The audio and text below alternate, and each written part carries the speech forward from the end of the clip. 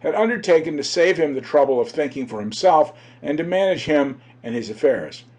"Why, truly," said he, "I have little time upon my hands, and if you will be so good as to take care of me in return for the money I pay over, for the Big Wig family were not above his money, I shall be relieved, and much obliged, considering that you know best."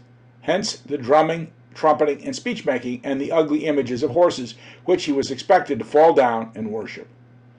"I don't understand all this," said he, rubbing his furrowed brow confusedly, "but it has a meaning, maybe, if I could find it out."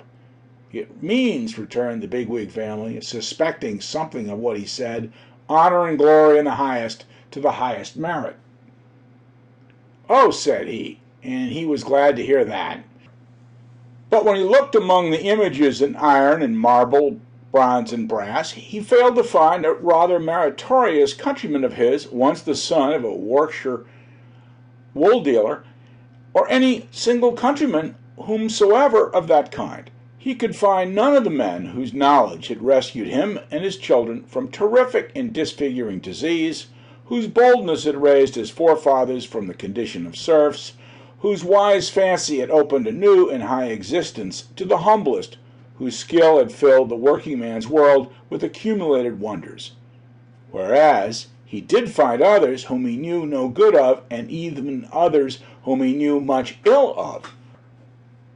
"Humph," said he, "I don't quite understand it." So he went home and sat down by his fireside to get it out of his mind.